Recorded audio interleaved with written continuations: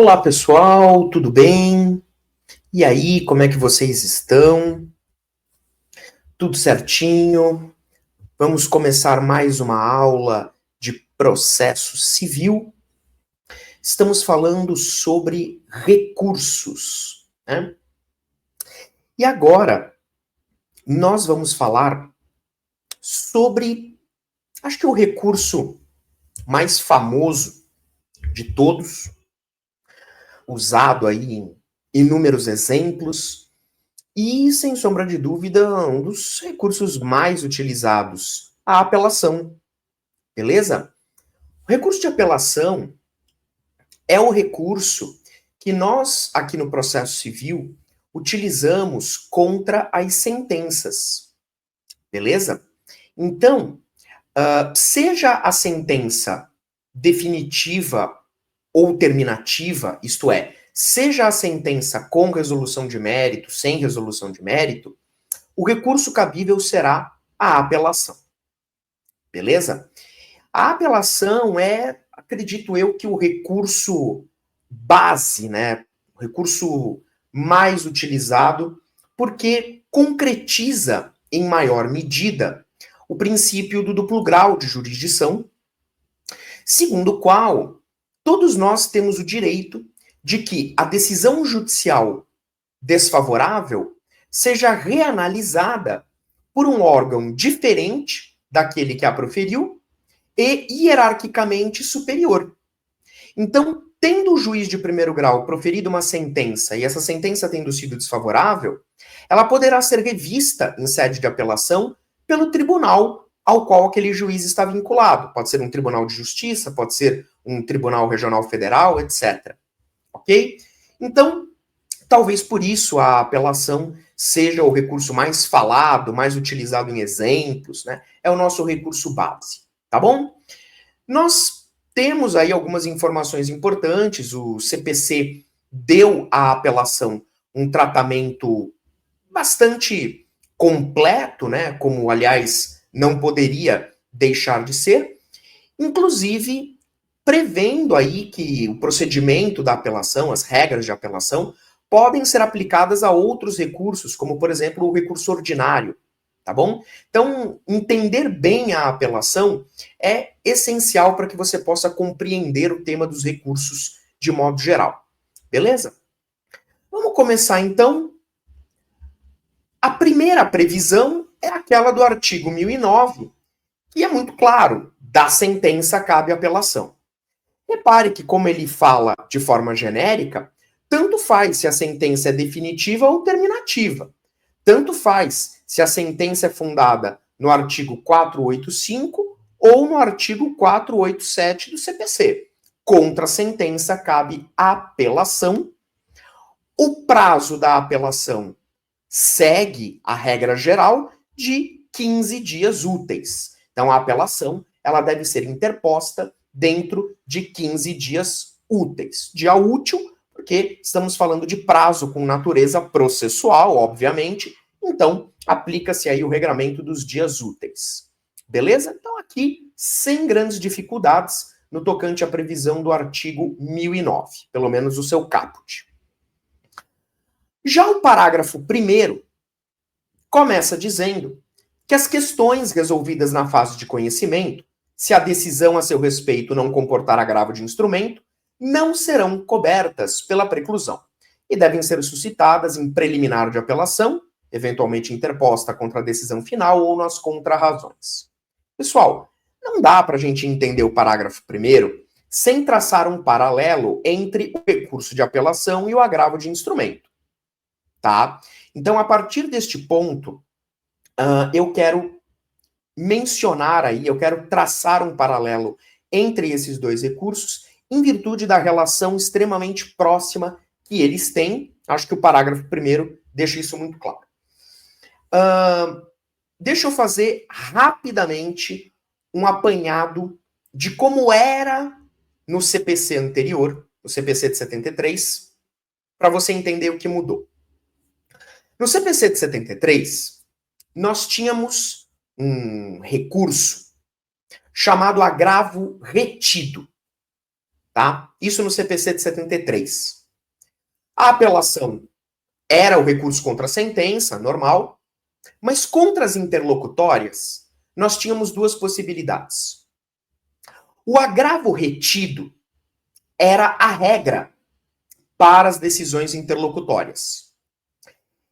E se a decisão interlocutória versasse sobre uma matéria urgente, né, tivesse aí um perigo de demora e etc., poderia ser manejado o recurso de agravo de instrumento. Então, o agravo de instrumento ele já existia no CPC anterior, mas com um sistema diferente. Porque o agravo de instrumento era a exceção. Era só para casos de urgência e etc. A regra era esse tal de agravo retido. E esse agravo retido era um recurso que você entrava contra uma interlocutória e o recurso ficava guardadinho ali no processo. Ele ficava retido, ficava preso ali no processo, esperando o momento oportuno para ele ser analisado. Só que o que acontece? Na época, o agravo retido caiu em desuso, porque todo mundo achava que todas as questões eram urgentes. Então a galera só usava agravo de instrumento. E o agravo retido, coitado, ficou esquecido. Aí o CPC de 2015 veio e, primeira providência, extinguiu o agravo retido. Então esse recurso não existe mais no nosso sistema. Pegou o agravo de instrumento e deu uma reformada nele. E disse, olha, cabe agravo de instrumento contra a decisão interlocutória desde que essa interlocutória verse sobre uma matéria prevista no artigo 1015. E aí foi lá no 1015 e elencou as principais matérias, né, que uma decisão interlocutória pode tratar. Aí vem o parágrafo 1º do 1009. E se a decisão interlocutória versar sobre uma matéria que não está prevista no 1015? Vamos lá. Então perceba. O juiz profere uma interlocutória. Se essa interlocutória foi prejudicial para você, primeira coisa que você tem que ver, ela trata de uma matéria do artigo 1015? Se a decisão interlocutória versar sobre uma matéria do 1015, por exemplo, exclusão de um litisconsorte, revogação do benefício da gratuidade da justiça, etc., o recurso cabível é o agravo de instrumento contra essa interlocutória, recurso de agravo que também tem prazo de 15 dias. Beleza? E aí acabou. Você entra com agravo de instrumento contra a interlocutória, que está no 1015, fim de papo. O tribunal vai analisar. Mas se a matéria não estiver no rol do 1015, o que a parte prejudicada pela interlocutória tem que fazer? Resposta: nada. Nada. Ela vai aguardar o momento da sentença. Beleza? Então veio a interlocutória, te prejudicou, mas não está no 1015, aguenta. Espera a sentença. Por quê? Porque se você ganhar o processo, se a sentença for de procedência, não vai fazer muita diferença. Apesar da interlocutória ter sido ruim para você, você ganhou o processo, que é o que importa. Então, deixa para lá. Ok? Agora, se a sentença for desfavorável, se a sentença te prejudicou, você perdeu o processo, provavelmente o que você vai fazer? Apelar. Você vai apelar dessa sentença. Aí é que vem o segredo.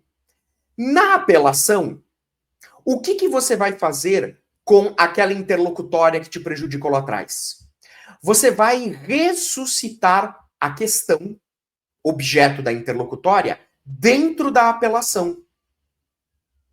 Você vai abrir no teu recurso de apelação uma preliminar.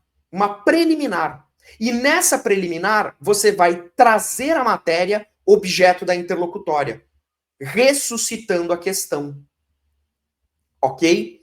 Isso porque o parágrafo 1º do 1009 diz o seguinte, olha, como não cabia agravo de instrumento contra aquela interlocutória, você tinha que aguardar a apelação, a matéria não vai ser atingida pela preclusão. A preclusão estará suspensa. Por quê? Porque você precisa aguardar o recurso de apelação. A matéria só vai ser atingida pela preclusão se você fizer a apelação e deixar de trazer a questão em preliminar. Aí sim a preclusão se consuma. Aí sim a preclusão se consuma.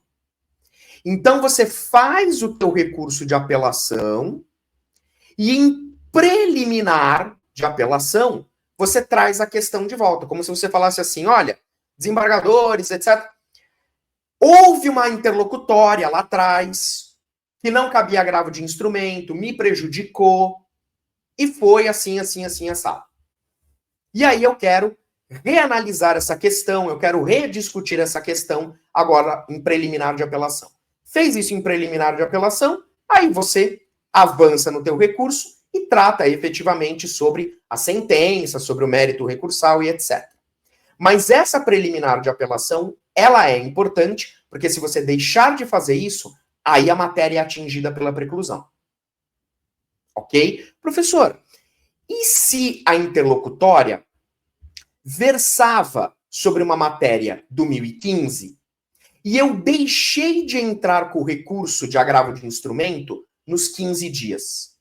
A interlocutória tratava sobre matéria do 1015, cabia agravo de instrumento, mas eu perdi o prazo do agravo de instrumento. Posso agora, em preliminar de apelação, trazer esta questão? Resposta, claro que não. Claro que não. Aí, a matéria já vai estar preclusa há muito tempo, porque você tinha que ter entrado com agravo de instrumento em 15 dias e não entrou. Aí essa matéria já está preclusa, você não vai poder rediscuti-la em preliminar de apelação. Essa preliminar de apelação é só para aquelas matérias alvo de interlocutória que não estão no 1015. Ok? Bom, quando o CPC entrou em vigor, uma das maiores discussões foi sobre esse rol do artigo 1015, né? Se seria um rol taxativo ou não. Pessoal, me parece que a vontade do legislador do CPC era que o rol fosse taxativo. Ou seja, só naqueles casos e acabou. Beleza? Só que o STJ, analisando essa questão num julgado emblemático, desenvolveu o que ficou conhecido como teoria da taxatividade mitigada, segundo a qual o recurso de agravo de instrumento será cabível contra a interlocutória, mesmo que a matéria não conste do rol do 1015, se houver urgência. Se houver urgência. Então eu digo que assim, essa teoria da taxatividade mitigada, ela é mais ou menos assim, agravo de instrumento só pode nas hipóteses do 1015, mas também pode em outras. Né? Foi mais ou menos isso que o STJ decidiu. Tá? Não vou me aprofundar muito na questão, porque isso acaba ficando mais a cargo do estudo do agravo de instrumento, a nossa aula sobre apelação, então não vou me aprofundar muito nesse ponto, mas eu acredito que foi importante essa reflexão para você entender exatamente o texto do parágrafo 1º do artigo 1009. Ok? Então, foi isso que eu tentei traduzir. Agora, deixa eu te perguntar uma coisa. E se o juiz der sentença no processo e essa sentença tratar sobre matéria do artigo 1015? Ou seja, a matéria do artigo 1015 está dentro da sentença. Por exemplo, na sentença o juiz revoga uma tutela provisória. Em regra, né, tutelas provisórias são decididas por interlocutória.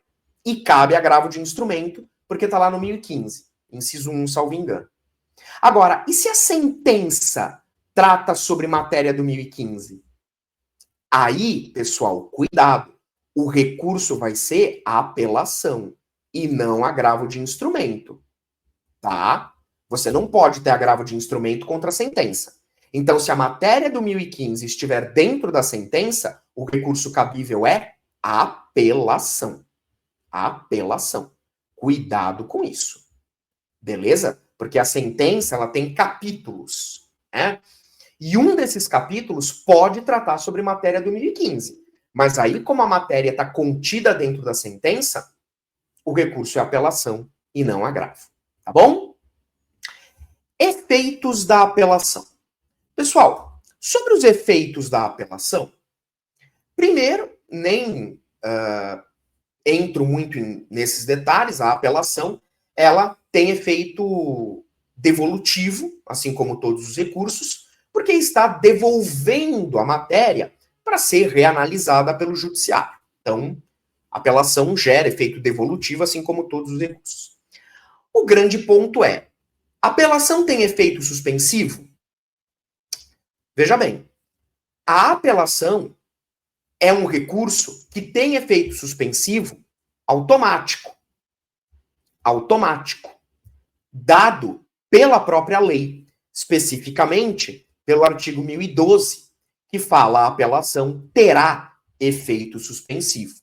Então, este efeito suspensivo da apelação não precisa ser pedido pela parte, porque decorre da própria lei. Por isso que é automático. Ok? Em que pese, a regra geral no CPC é que os recursos não tenham efeito suspensivo.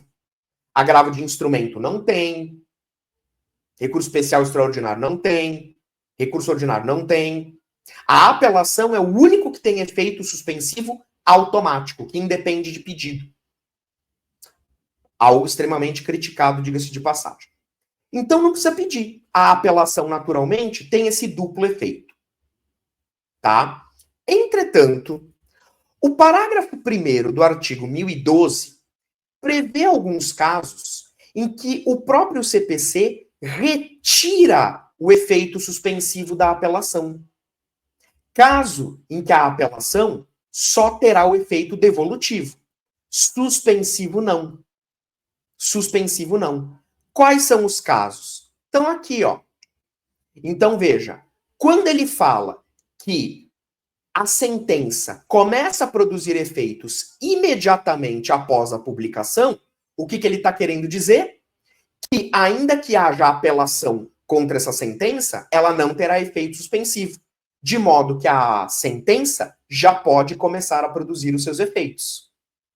Ah, eu vou apelar. Apela, a sentença continua produzindo efeitos e você pode iniciar, inclusive, o cumprimento provisório dessa sentença, enquanto o recurso não é julgado. Beleza? Quais são esses casos em que a apelação não tem efeito suspensivo automático? Casos em que o CPC tirou o efeito suspensivo automático da apelação. Tá aqui, ó. Sentença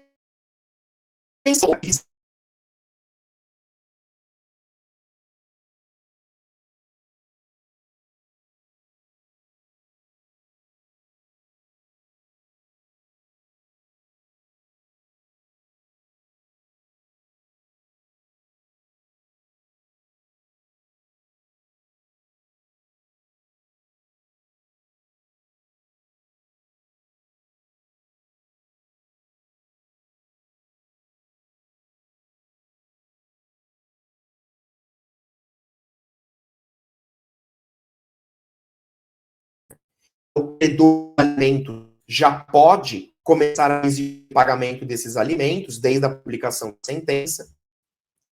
A sentença que extingue, sem resolução de mérito, bem procedentes, os embargos do executado, o mecanismo de defesa do executado nos processos de execução por titular judicial. São mérito ou aumento de improcedência dos embargos, hein? Para da prova aparecer a sentença que extingue com resolução. Não. Perder o efeito suspensivo a extinção sem a resolução do mérito. Cuidado. Sentença que julga procedente de instituição de arbitragem, olha a arbitragem aparecendo de novo. Procedente. Olha aqui o inciso 5. Confirma, concede ou revoga provisória. Veja, se a interlocutória traz a provisória, cabe agravo de instrumento. Frequentemente, o juiz, na sentença, também trata de tutela provisória. Cabe apelação. E tem a sentença que decreta interdição. A interdição para desenvolver a capacidade de uma pessoa, de uma doença. Então, nestes casos, o efeito da relação é retirado. Todavia, cuidado. O parágrafo 3º fala que a parte poderá pedir o efeito suspensivo nessas hipóteses do parágrafo 1º. Não é que nessa hipótese o efeito suspensivo é proibido. Não. Ele não é automático. Ele é automático. Poderá ter efeito suspensivo se houver pedido da parte do apelante, claro, ele demonstrar a necessidade desse efeito suspensivo, cumprindo os requisitos exigidos pelo CPC. Ok? Para não havendo pedido ou havendo pedido, mas não sendo concedido o efeito suspensivo, olha aqui, ó. A parte vencedora já pode iniciar o cumprimento provisório da sentença. Execução provisória, né? Já pode. Porque não vai ter efeito suspensivo, e aí a sentença já pode produzir efeitos normalmente. O cumprimento vai ser provisório, porque é claro que o tribunal poderá alterar a sentença em apelação. Por isso que o cumprimento é provisório, né? O cumprimento definitivo só depois do trânsito em julgado. Tá? Agora, quando a parte fizer do efeito suspensivo, para quem que ela dirige esse requerimento? Para quem ela endereça, digamos assim, o pedido do efeito suspensivo? Tem duas possibilidades. Você tem que analisar em que pé está o curso, digamos assim. Se a ação já foi interposta, tá? Se ela já foi interposta, você entrou com a apelação, se ela ainda não foi distribuída, se ainda não foi distribuída para uma das turmas, você dirige o requerimento ao tribunal. Tá? Ao tribunal. Inciso no período entre interposição e distribuição.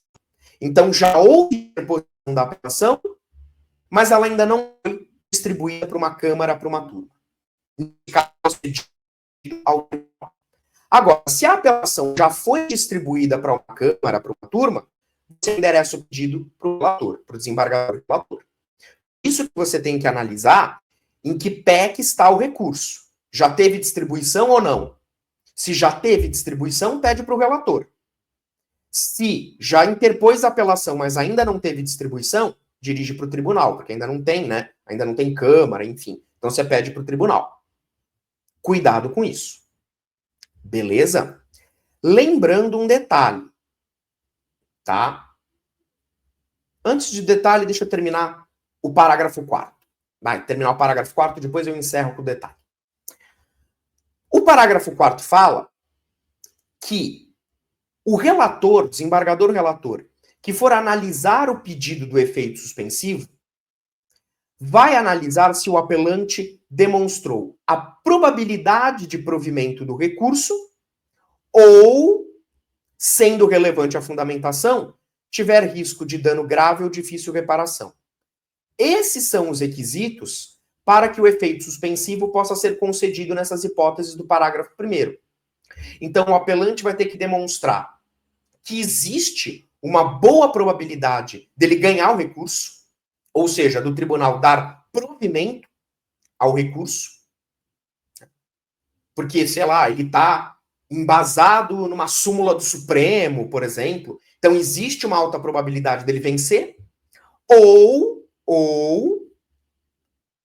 se ele demonstrar de forma fundamentada a possibilidade de dano, né, o risco de dano grave ou de difícil reparação. Dano esse que vai acontecer se a parte contrária iniciar o cumprimento provisório da sentença, né? Isto é, o dano vai acontecer se os efeitos da sentença não ficarem suspensos. Tá? Então, esses são os requisitos, tá? Estes são os requisitos para que possa haver a concessão de efeito suspensivo nas hipóteses do parágrafo 1º. Agora, antes da gente terminar, deixa eu te falar uma coisa. Uma informação que ficou aqui, né? Vou até grifar. O juízo de admissibilidade da apelação não é feito pelo órgão ACO, e sim pelo órgão adquem. Então, se você assistiu a nossa aula sobre juízo de admissibilidade, você vai lembrar que a gente tem os órgãos, né? O órgão ACO é o órgão que profere a decisão que eu vou recorrer, e o órgão adquem é o órgão que julga o recurso. O juízo de admissibilidade é feito pelo órgão adquem. Então, vai ser feito pelo tribunal, né? Tribunal de Justiça, Tribunal Regional Federal, por exemplo. Beleza? O órgão ACO, juiz de primeiro grau. Então, o órgão ACO, ele faz apenas e tão somente o processamento da apelação. Ele pega a apelação e envia para o órgão adquem. E lá no órgão adquem, primeira etapa, análise dos pressupostos de admissibilidade, e se estiverem presentes, passa para a segunda etapa, que é a análise do mérito recursal. Então, a apelação, o juízo de admissibilidade, é lá no órgão adquem. Portanto, o órgão ACO, o juiz de primeiro grau, ele não pode impedir que a apelação suba para o tribunal. Tá? Ele não pode impedir. Porque se o juiz de primeiro grau, o órgão ACO, fizer o juízo de admissibilidade, ele vai estar retirando, usurpando competência que não é dele, é do tribunal. Cabe ao TJ, ao TRF, fazer o juízo de admissibilidade. Ah, mas a apelação, né, o juiz quer poupar trabalho, porque ele vê que a apelação está manifestamente fora do prazo. Não pode. Manda para o tribunal. E lá o tribunal faz o juízo de admissibilidade. Tempestividade, preparo, interesse, etc. Tá? Então não dá mais para o juiz de primeiro grau, o órgão ACO, prender o recurso. Ok? Ele tem que subir. O órgão ACO é só uma passagem para o recurso chegar até o tribunal, chegar até o órgão adquem. Beleza? Bom, muito cuidado aí com as hipóteses do artigo 1012, parágrafo 1º, né? É um dispositivo que tem uma incidência extremamente considerável nas provas, então recomenda-se uma atenção especial, inclusive aí com os parágrafos, principalmente o parágrafo 3º, as bancas também gostam aí de perguntar. E o parágrafo 4º, nada demais, é só os requisitos para que possa haver a concessão do efeito suspensivo nestes casos. Beleza? Se o efeito suspensivo for negado, paciência, pode a outra parte, se quiser, começar a execução provisória e tudo mais. Aí vai ter que aguardar o julgamento do mérito mesmo, do recurso. Tá bom? Então, por enquanto, neste primeiro bloco, falando sobre apelação, é isso, me dou por satisfeito. No próximo bloco, a gente continua o estudo da apelação, porque com certeza ainda tem muita coisa importante sobre esse recurso para a gente conversar. Quero fazer um estudo bem detalhado aí da apelação, para que você consiga detonar nas provas, você não seja pego aí em nenhuma questão. Beleza? Pessoal, não sai daí não, que daqui a pouco eu volto para continuar o estudo do recurso de apelação. Tá bom? Até daqui a pouquinho.